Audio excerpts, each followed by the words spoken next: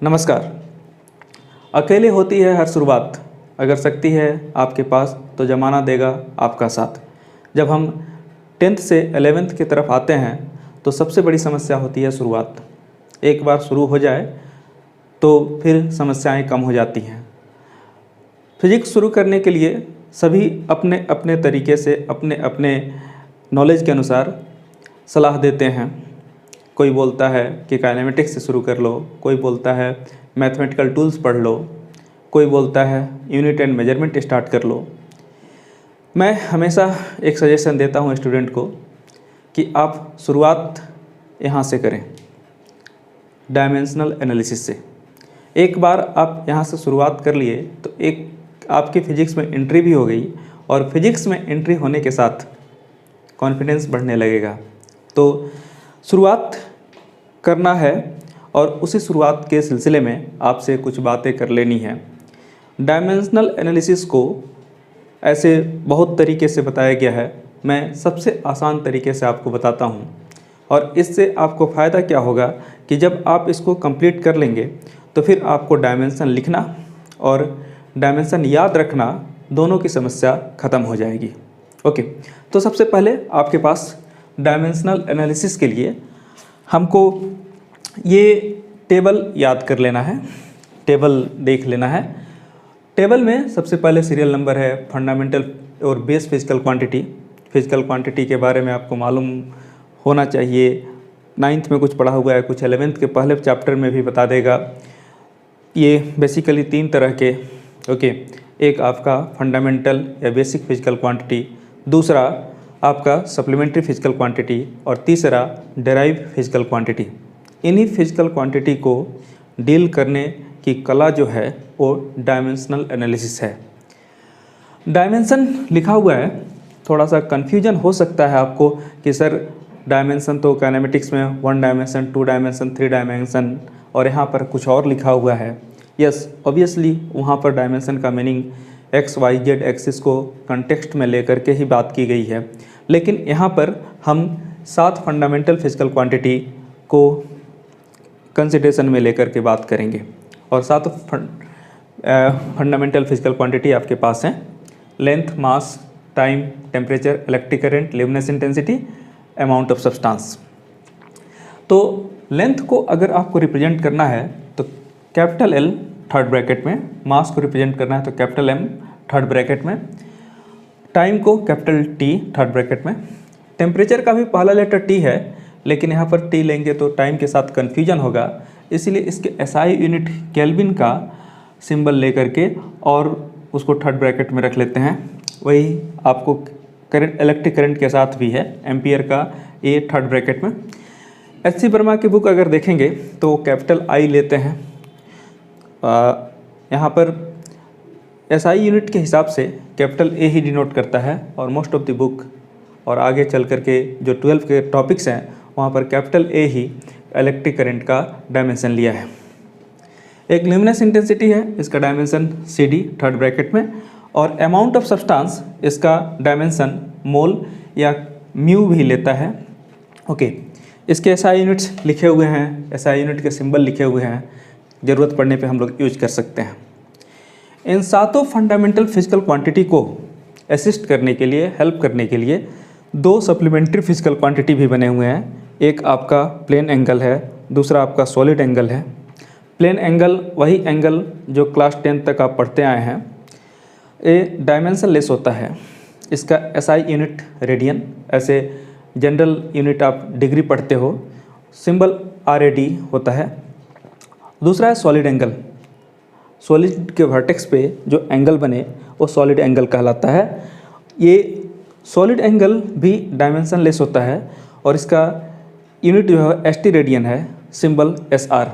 Okay, तो यहाँ तक तो बातें आपको सिंपल टेबुलर फॉर्म में सभी डायमेंशनल एनालिसिस से वाकिफ़ होने की हुई। और अब आपको डायमेंशन लिखने का आर्ट में सिखाऊंगा। थोड़ा सा मैं टेबल पहले बदल लेता हूँ, बना लेंगे। इस टेबल को बनाने के बाद आपको डायमेंशन लिखने और सीखने दोनों की कला आ जाएगी, और ये बड़ी आसानी से आप डायमेंशन लिख पाएंगे। डायमेंशन एनालिसिस आपके लिए काफ़ी आसान हो जाएगा। तो सीरियल नंबर लिख लिया। एक कॉलम में आपने डेराइव फिजिकल क्वांटिटी लिख लिया। ओके, सबसे पहले डायमेंशन होता क्या है, जैसा कि आपके स्क्रीन पे फ्लैश कर रहा है। Dimension power of fundamental physical quantity होता है जो एक रेज करने पे दूसरे फिजिकल क्वांटिटी को एक्सप्रेस करता है। ओके, ऐसे अभी डेफिनेशन आपको थोड़ा क्लियर नहीं होगा, वापस फिर डेफिनेशन पे आएंगे। पहले हम डायमेंशन लिखना शुरू करते हैं। सबसे पहला और इजी डेराइव फिजिकल क्वांटिटी आप ले लीजिए, एरिया। सबको मालूम है, जो भी आप क्वांटिटी लेंगे उसका आप एक काम जरूर करेंगे, रिलेटेड फार्मूला लिखेंगे। रिलेटेड फार्मूला एरिया में अगर देखें तो सबसे सिंपल लेंथ इनटू ब्रेथ की बात होती है। ये किसी भी केस में अप्लीकेबल है। अब आप बोलोगे सर्कल के केस में तो पाई आर स्क्वायर होता है, कोई बात नहीं, सर्कल को कट करके स्ट्रेट कर दो, जैसा कि आप मैथमेटिक्स लैब में करते थे। उसका लेंथ जो होगा पाई आर होगा और थिकनेस जो होगा रेडियस के बराबर होगा, मल्टीप्लाई कीजिएगा तो पाई आर स्क्वायर हो जाएगा। किसी भी एरिया को लेंथ इनटू ब्रेथ की बात में कर सकते हैं। लेंथ एक साइड से लेंथ है और ब्रेथ भी दूसरे साइड से लेंथ ही है, तो अगर आप लेंथ और लेंथ को मल्टीप्लाई करेंगे तो यहाँ पर एल स्क्वायर हो जाएगा। एल स्क्वायर आपका डायमेंशन ऑफ एरिया मिल गया। हाँ, इसमें एम एल और टी नहीं है या दूसरे फंडामेंटल फिजिकल क्वांटिटी नहीं है। इसका मतलब है कि दूसरे फंडामेंटल फिजिकल क्वांटिटी का पावर वहाँ पर जीरो होगा। और मैथमेटिक्स में जानते हैं आप कि anything to the power zero is equal to 1 and 1 से किसी भी चीज़ को मल्टीप्लाई करेंगे तो वही क्वांटिटी हो जाएगा, मतलब यहाँ पर एल स्क्वायर। चलिए दूसरा क्वांटिटी आप ले लीजिए वॉल्यूम। वॉल्यूम ऑब्वियस है कि length into breadth into height. Length के लिए भी आप एल लिखेंगे, ब्रेथ के लिए भी एल लिखेंगे, क्योंकि और हाइट भी तीसरी तरफ से लेंथ ही है, यानी इसका डायमेंशन आपके पास फाइनल कैलकुलेशन के बाद एल क्यू हो जाएगा। यहाँ भी मास, लेंथ, टाइम और अदर फंडामेंटल फिजिकल क्वांटिटी की किसी पावर की ज़रूरत आपको नहीं है। थर्ड ले लीजिए, यहाँ से डेंसिटी इम्पॉर्टेंट टॉपिक है। डेंसिटी का रिलेटेड फार्मूला याद होगा, पहले पढ़ा हुआ होगा।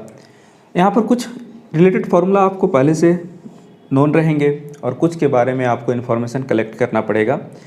बहुत सारे ऐसे फिजिकल क्वांटिटी हैं जिनका अभी तक आपने यूज नहीं किया है और इस वजह से आप उसका फार्मूला नहीं जानते हैं।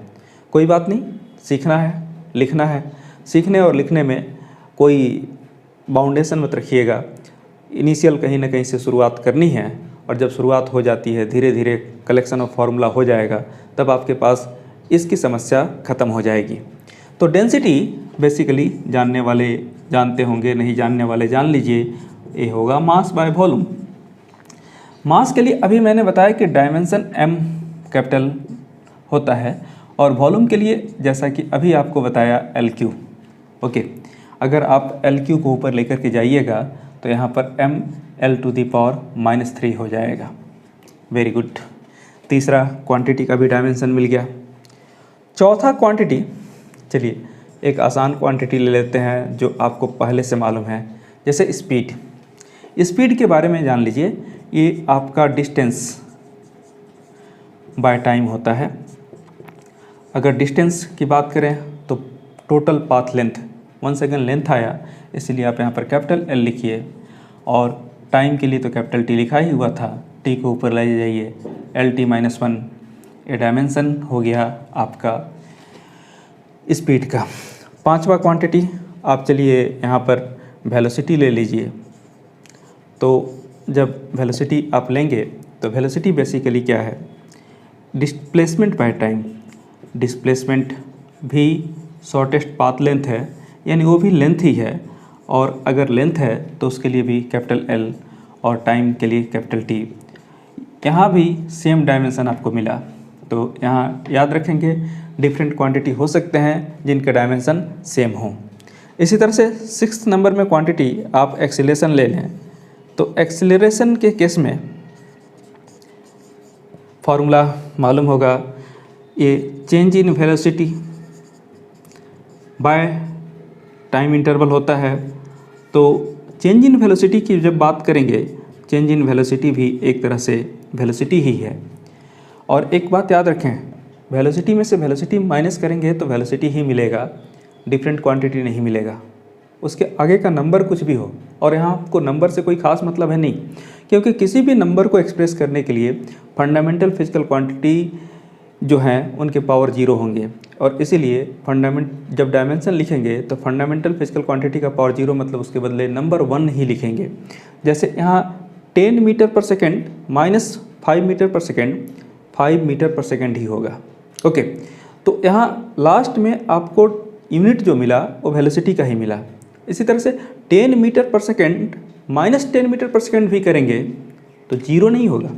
कुछ लोग 0 बोल देते हैं, चलिए मान लेते हैं कभी कभी सही, लेकिन वो 0 मीटर पर सेकेंड होगा।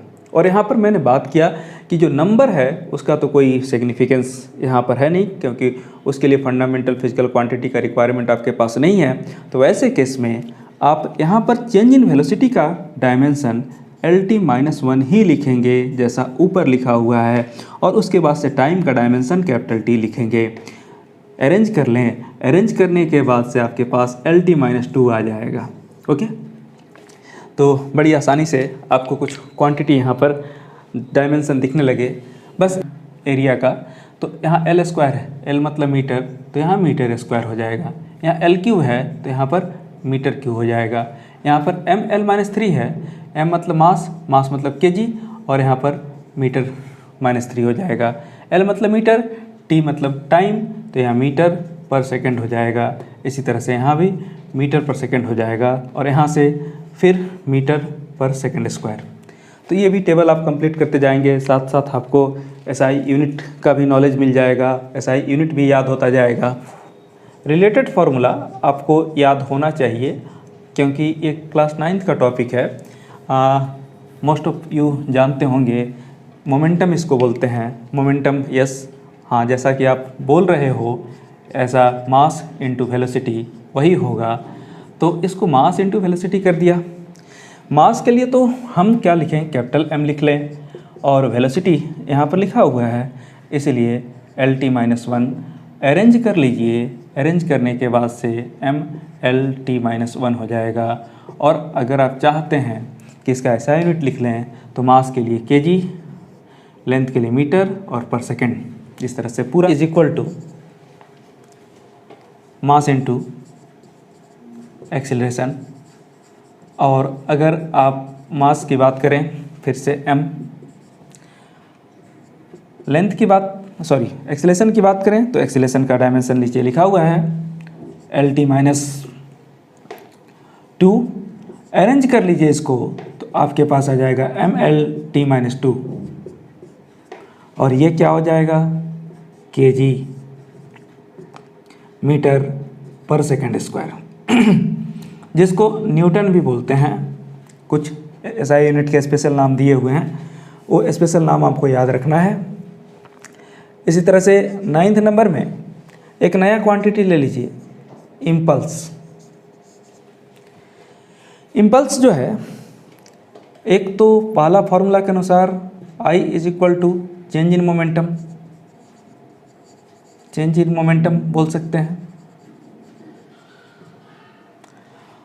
और नहीं तो इसका एक फॉर्मूला होता है F × ΔT। आप दोनों से कैलकुलेशन करके देख लीजिए। अगर F × ΔT पहले करते हैं तो फोर्स का डायमेंशन आपको मिल गया कितना, MLT-2, और ΔT का डायमेंशन आपको चेंज इन टाइम, फिर से टाइम होगा, तो यहाँ पर कैपिटल T हो गया। ओके, इसको अरेंज किए तो अरेंज करने के बाद से ये रिजल्ट जो है MLT-1 आया। देखिए, चेंज इन मोमेंटम के हिसाब से भी ओके इसका डायमेंशन यही होना चाहिए था। जैसा मैंने यहाँ बताया था कि चेंज इन वेलोसिटी वेलोसिटी होगा, तो चेंज इन मोमेंटम भी मोमेंटम ही होगा, यानी यही डायमेंशन होगा। तो दोनों फार्मूले में से किसी फार्मूले का यूज करके आप डायमेंशन निकालिए, आपके पास रिजल्ट सेम आएंगे, बढ़ता जाएगा। 10th नंबर क्वांटिटी में हम फिर आपके लिए एक आप ही का नॉलेज का आसान वाला क्वांटिटी ले लेते हैं। ये आप ले लीजिए वर्क। हाँ, वर्क जो है ये आपको होगा याद, फोर्स इनटू डिस्प्लेसमेंट होता है। तो अगर फोर्स इनटू डिस्प्लेसमेंट इसको कर लें, फोर्स का डायमेंशन अभी मिला हुआ है mL_t-2 और डिस्प्लेसमेंट भी लेंथ है, इसीलिए L लिख लीजिए। अगर ऐसा लिख लेंगे तो आपके पास क्या हो जाएगा mL²t-2। इसके SI यूनिट की बात करेंगे तो आपके पास kg मीटर स्क्वायर पर सेकेंड स्क्वायर, जिसको जूल भी बोलते हैं। इसी तरह से दूसरा क्वांटिटी ले लीजिए। दूसरा क्वांटिटी चलिए हम अभी फ़िलहाल काइनेटिक एनर्जी ले लेते हैं। काइनेटिक एनर्जी की बात करें, काइनेटिक एनर्जी क्लास 9th में पढ़ा हुआ क्वांटिटी, फार्मूला जैसा आप बता रहे हो, याद है आपको, 12mv²। हाफ नंबर है, कोई फंडामेंटल फिजिकल क्वांटिटी इसके लिए रिक्वायर्ड नहीं होगा, किसी की ज़रूरत नहीं है। इसीलिए सभी फंडामेंटल फिजिकल क्वांटिटी के पावर 0, मतलब उसके जगह पर 1 रखना पड़ेगा। और अब मास से शुरू करते हैं। तो मास के लिए आप कैपिटल M लिखोगे। वेलोसिटी के लिए अभी लिखे थे LT-1, वो लिख लो, ठीक है। बेसिकली इसका स्क्वायर भी होगा क्योंकि यहाँ स्क्वायर है। अरेंज करके लिख लीजिए। तो अरेंज करके लिखने के बाद से mL²t-2, ये भी आपको डायमेंशन मिल गया। यूनिट इसका भी सेम होगा। चलिए नेक्स्ट अगर हम ले लेते हैं, है ना, पोटेंशियल एनर्जी। तो अगर आप पोटेंशियल एनर्जी लेंगे, पोटेंशियल एनर्जी, है ना, क्लास 9th में ग्रेविटेशनल पोटेंशियल एनर्जी के बारे में पढ़ा था, mg/h, जहाँ m मास था, g acceleration due to gravity और h हाइट। तो चलिए डायमेंशन मास के लिए तो capital M, acceleration due to gravity भी एक्सीलरेशन ही है और एक्सीलरेशन का डायमेंशन आपको नोन है LT-2, और यहाँ पर हाइट एक तरह से लेंथ है तो आपने L लिख दिया। ये आपको क्या हो गया mL²t-2। वन सेकेंड सेम मिला। आपको ये भी याद है quantity number 13 mechanical energy.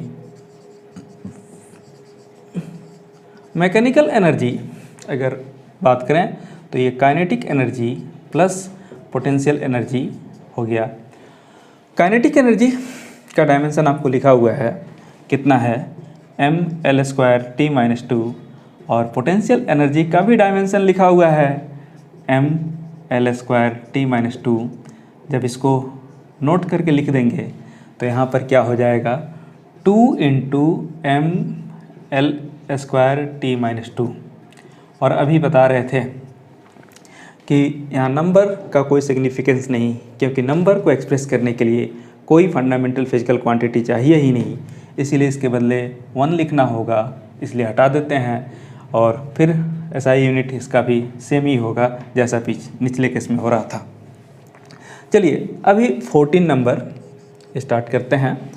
14 number में आपके पास एक क्वांटिटी टॉर्क ले लेते हैं। ये टॉर्क आपके लिए एक नया क्वांटिटी होगा, फिर भी कोई दिक्कत नहीं। ये टॉर्क का जो फॉर्मूला होता है परपेंडिकुलर डिस्टेंस, आर परपेंडिकुलर मतलब परपेंडिकुलर डिस्टेंस इनटू फोर्स होता है। परपेंडिकुलर डिस्टेंस भी एक डिस्टेंस ही है, इसीलिए इसको L लिखेंगे। और फोर्स को आप जैसा डायमेंशन आप लिख रहे थे mL_t-2 अरेंज कर लीजिए। अरेंज करने के बाद से आपके पास आ जाएगा mL²t-2। चलिए वेल, इसका भी यूनिट सेम ही होगा जैसे नीचे आप देखते आ रहे थे। 15 नंबर क्वांटिटी ले लेते हैं, एक बढ़िया क्वांटिटी, पावर। सबको याद होगा power work by time, P = W/T, जो फॉर्मूला आपने पढ़ा है। वर्क के लिए फिर से आप लिखिए, क्या लिखेंगे, डायमेंशन mL²t-2। वेल, अभी टाइम के लिए कैपिटल T लिख लीजिए। अगर लिख लिया तो ये क्या हो गया mL²t-3, ओके। और इसका जो यूनिट होगा basically kg metre square time का पावर -3, इसको वाट भी बोलते हैं on the name of the scientist. Some of the physical quantity के SI यूनिट जो हैं कुछ साइंटिस्ट के नेम पे पड़े हैं, वो भी आपको याद रखना पड़ेगा, आपको ज़रूरत पड़ेगी। एनीवे, तो यहाँ तक 15 नंबर क्वांटिटी तक पहुँच गए। कुछ और क्वांटिटी कर लें हम लोगों को मिनिमम क्वांटिटी मैं करा देता हूँ, जिससे कि आपको आगे डायमेंशनल एनालिसिस में कहीं दिक्कत ना हो। डायमेंशनल एनालिसिस के एप्लीकेशंस भी हैं, उन पे भी मैं वीडियो लेकर के आऊँगा, तो वो आपको काफ़ी आसानी से सहूलियत से सॉल्व हो जाए। तो यहाँ पर चलिए आपको 16 नंबर में अभी बात करते हैं एंगल की। एंगल कोई भी हो, ये फॉर्मूला जो होता है arc length divided by radius. Arc length भी एक तरह से लेंथ है और रेडियस भी लेंथ है, तो ऊपर लेंथ का डायमेंशन, नीचे भी लेंथ का डायमेंशन कट गया। ओके, ये बेसिकली 1 हो गया और केवल नंबर आया, मतलब आप इसको डायमेंशन लेस लिखेंगे। अच्छा, एक बात याद रखेंगे, generally dimension less physical quantity unit less भी होते हैं, लेकिन यहाँ पर इसके पास SI यूनिट भी है। ओके, 17 नंबर आप चलिए, आपके पास एक क्वांटिटी, ये भी फैमिलियर क्वांटिटी है, angular velocity. Okay, angular velocity की बात करें, ओमेगा से डिनोट करते हैं। ये एंगल अगर थीटा से डिनोट कर रहे हैं तो थीटा बाय टी होता है। थीटा के लिए तो कोई डायमेंशन नहीं लिखना था, इसलिए 1 लिख दिया, और टी के लिए कैपिटल टी लिख दिया। अरेंज कर दिया तो t-1। यहाँ से डायमेंशन लिख के यूनिट लिखेंगे तो गलती हो जाएगा, क्योंकि पर सेकंड केवल आएगा और पर सेकंड केवल हर्ट्ज का होता है। यहाँ पर फॉर्मूला लिख करके, क्योंकि ऊपर थीटा था तो यहाँ रेडियन पर सेकंड लिखना होगा। बाय डेल्टा टी लिखा जाता है, जहाँ पर ओमेगा बेसिकली एंगुलर वेलोसिटी है। चेंज इन एंगुलर वेलोसिटी का भी डायमेंशन वही होगा, और चेंज इन टाइम का डायमेंशन कैपिटल टी ऐसा लिखेंगे। तो इसको अरेंज करने के बाद से ये t⁻⁻2 हो जाएगा। अच्छा, यहाँ पर चाहे तो m का पावर 0, l का पावर 0 और t का पावर -2 भी लिख सकते हैं, लेकिन जितना सिंपल रहेगा याद रखना उतना आसान रहेगा, इसलिए इसका यूनिट की बात करें तो रेडियन पर सेकंड लिखा जा सकता है। चलिए नेक्स्ट क्वांटिटी अगर हम लें इसी में, तो हमारे पास एक इम्पॉर्टेंट क्वांटिटी आता है, वो है आपको मोमेंट ऑफ इनर्शिया। आपके लिए नया क्वांटिटी है, फिर भी धीरे से जब रोटेशनल डायनेमिक्स में जाएंगे तो पढ़ेंगे इसके फॉर्मूले को। लेकिन फॉर्मूला नहीं पढ़े हैं इसका मतलब ये नहीं कि डायमेंशन नहीं याद होना चाहिए। डायमेंशनल एनालिसिस ऑल्दो चैप्टर तो काफ़ी आसान और कम वेटेज का है, लेकिन ऑलमोस्ट पूरे फिजिक्स का दर्शन एक साथ करा देता है शॉर्टकट में अगर बात करें आप तो moment of inertia I = m into perpendicular square of perpendicular distance from the axis of rotation होता है। मास के लिए तो m लिखेंगे, वेल r जो है वो परपेंडिकुलर डिस्टेंस है, यानी l² हो गया, डायमेंशन इसका ml² हो जाएगा। यूनिट यहाँ से लिखेंगे तो मास के लिए kg और लेंथ के लिए मीटर²। इसी तरह से अगर आप 20 नंबर क्वांटिटी में चलें तो एक और एंगुलर का ही एक था, एंगुलर मोमेंटम। एंगुलर मोमेंटम की बात करें तो एंगुलर मोमेंटम L से डिनोट करते हैं। 2 फार्मूले होते हैं इसके भी, एक R perpendicular into linear momentum P, और दूसरा है moment of inertia into angular speed. क्योंकि इसका अभी रिसेंट आपको पता है, इसीलिए यहाँ से बताते हैं। मोमेंट ऑफ इनर्शिया के लिए आप डायमेंशन ml² लिखे, और ओमेगा के लिए अभी लिखे हुए हैं ऊपर t-1, अरेंज कर लीजिए तो ml² t-1, और यहाँ से इसका SI यूनिट लिखेंगे तो आपके पास आ जाएगा kg मीटर²/सेकंड। तो देखिए कितनी आसानी से आपको डायमेंशन मिलते जा रहे हैं अगर फॉर्मूले 1 बाय 1 आप यूज करते जा रहे हैं। ओके, अगर फिर से चाहें तो यहाँ पर टॉर्क का वापस निकाल सकते हैं। टॉर्क के लिए जो फॉर्मूला है, जैसे अगर वो फॉर्मूला आपको सूट नहीं करता तो मोमेंट ऑफ इनर्शिया इनटू आपको एंगुलर एक्सीलरेशन अल्फा होता है। जैसे आपको linear moment angular momentum equal to moment of inertia into omega, उसी तरह से torque is equal to moment of inertia into angular acceleration. हाँ, एंगुलर मोमेंटम वही रोल प्ले करता है रोटेशनल मोशन में जो लीनियर मोमेंटम आपको लीनियर मोशन में करता है। उसी तरह से टॉर्क वही रोल प्ले करता है रोटेशनल मोशन में जो फोर्स करता है लीनियर मोशन में। तो उसके हिसाब से इक्वेशंस भी आपको मिल गए। अब यहाँ पर मोमेंट ऑफ इनर्शिया की बात करेंगे तो आपके पास देखिए ml² और एंगुलर एक्सीलरेशन t-2 था। अरेंज कर लीजिए, देखिए फिर से वही डायमेंशन आ गया जो आपने पहले लिख के रखा है। लेंथ को, वेवलेंथ भी एक लेंथ है, कोई रिलेटेड फार्मूला लिखने की ज़रूरत नहीं है, कोई डायमेंशनल कैलकुलेशन करने की ज़रूरत नहीं है, सीधा आप L लिख दीजिए। जब L लिख दिया तो यहाँ पर ऐसा यूनिट मीटर ही हो गया। नेक्स्ट अगर आप लिखना चाहें ओके तो आप 23 में फ्रीक्वेंसी लिख लीजिए, काम आएगा ये भी। फ्रीक्वेंसी के डायमेंशन की बात करें तो फ्रीक्वेंसी आपको न्यू इज इक्वल टू याद होगा 1/टाइम पीरियड लिखते हैं। तो 1/टाइम पीरियड 1/t हो गया। यहाँ से अगर अरेंज करेंगे तो t-1। एंगुलर स्पीड का भी t-1 आया था और फ्रीक्वेंसी का भी t-1 आया। बट यहाँ पर यूनिट जब लिखना होगा है ना, तो पर सेकंड लिखेंगे जिसको हर्ट्ज बोलते हैं। फ्रीक्वेंसी का ऐसा यूनिट पर सेकंड, लेकिन वहाँ पर यूनिट आप रेडियन पर सेकंड लिखे थे। क्वांटिटी मैं सरफेस टेंशन ले लेता हूँ जो आपके लिए काफ़ी इम्पोर्टेंट है। सरफेस टेंशन कभी कभी टी कभी कभी एस से डिनोट करते हैं। फोर्स पर यूनिट लेंथ होता है। फोर्स का डायमेंशन आपके पास मिल जाएगा, पहले से लिया हुआ है ml t-2 और लेंथ का डायमेंशन नीचे L।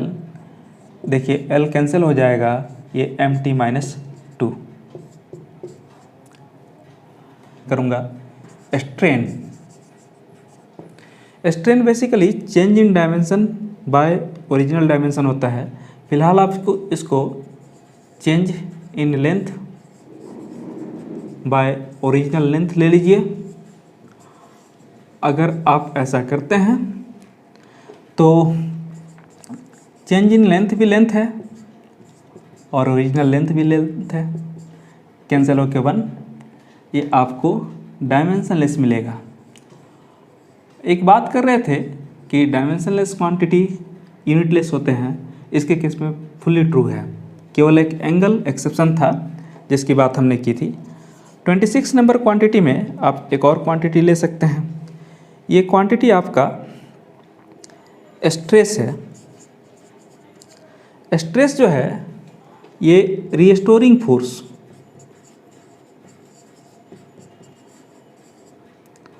बाय एरिया होता है।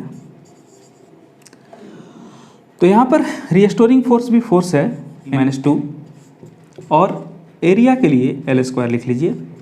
अरेंज कर दीजिए, तो अरेंज करने के बाद आपको ये आ जाएगा ml-1 t-2। यूनिट आप चाहें तो इसका लिख सकते हैं, ठीक है, kg पर मीटर पर सेकेंड स्क्वायर जो पास्कल के बराबर होता है। लीजिए जैसे मॉडुलस ऑफ इलास्टिसिटी 3 होते हैं, Young's modulus,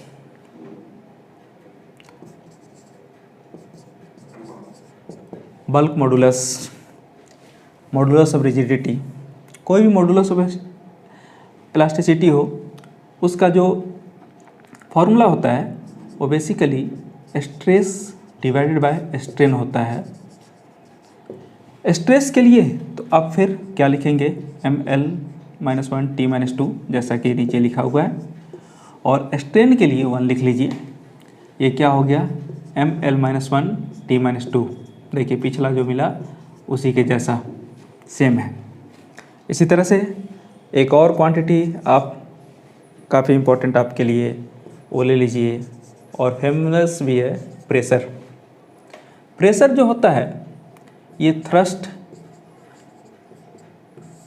per unit area होता है। थ्रस्ट भी एक फोर्स है जिसको नॉर्मल फोर्स बोलते हैं। ये आपको mL/t-2 हो गया, और बाय एरिया की बात किए तो L² अरेंज कर दिए तो mL-1t-2, इसका भी यूनिट वही होगा, और इसी यूनिट को हम लोग पास्कल भी बोलते हैं। ओके, तो अगर इतने ऊपर बताए गए क्वांटिटी आपको याद हैं तो आप आसानी से डायमेंशनल एनालिसिस के क्वेश्चन कर सकते हैं।